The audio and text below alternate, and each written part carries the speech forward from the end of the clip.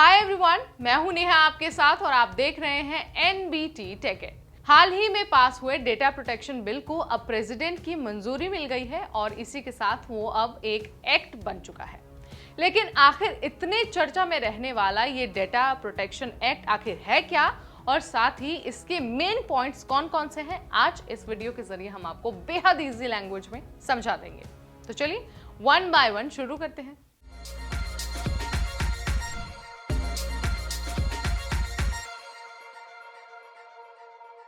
Data protection act का उद्देश्य है भारतीय नागरिकों के पर्सनल डेटा की सुरक्षा करना। इस एक्ट के अनुसार ऑनलाइन प्लेटफॉर्म देश के नागरिकों के डेटा का दुरुपयोग नहीं कर सकते।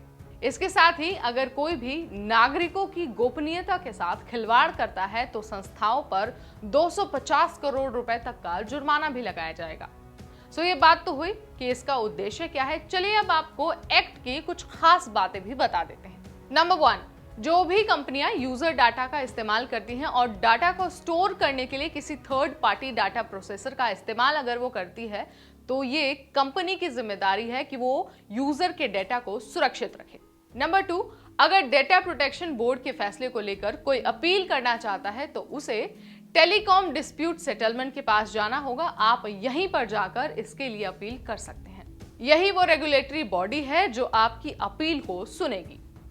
नेक्स्ट बात करते हैं नंबर 3 पॉइंट, यानी कि कंपनियों को डाटा सिक्योरिटी अधिकारी नियुक्त करना होगा और साथ ही इसकी जानकारी यूजर्स को भी देनी होगी। अब बात करते हैं नंबर 4 पॉइंट, यानी कि डाटा उल्लंघन के मामले में कंपनियों को डाटा प्रोटेक्शन बोर्ड को और यूजर्स को जानकारी देनी होगी। Next we are moving to number 5 point, यानी कि बच्चों और जो अक्षम व्यक्ति हैं उनके डाटा को उनके अभिभावकों की सहमति के साथ ही स्टोर किया जाना चाहिए। मूविंग टूवर्ड्स 6 पॉइंट, यानी कि डाटा प्रोटेक्शन बोर्ड उन लोगों को पूछताछ करने के लिए बुला सकता है जो लोगों के पर्सनल डाटा के साथ काम करते हैं। इसके साथ ही 7th पॉइंट ये कहता है कि डेटा प्रोटेक्शन बोर्ड किसी भी तरह से ब्रीच को देखते हुए पेनल्टी का निर्णय ले सकता है। ये पूरी तरह से बोर्ड पर डिपेंड करता है। नेक्स्ट पॉइंट ये कहता है कि सरकार ने यूजर्स का जो निजी डाटा है वो भारत से बाहर किसी भी दूसरे देश में स्टोर करने पर बिल्कुल पाबंदी लगा दी है। इसका सीधा मतलब ये है कि जो भारतीय लोगों का डाटा है वो सिर्फ भारत में ही स्टोर किया जाएगा।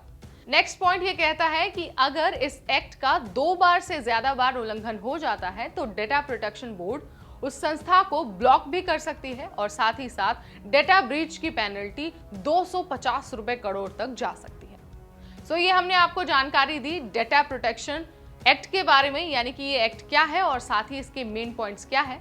अगर आपका कोई सवाल है तो आप हमें कमेंट सेक्शन के जरिए बता सकते हैं। अगली बार हम फिर आपके सामने हाजिर होंगे ऐसी ही एक नॉलेजेबल वीडियो के साथ। तब तक मुझे यानी नेहा को दीजिए इजाजत। Stay tune to NBT take.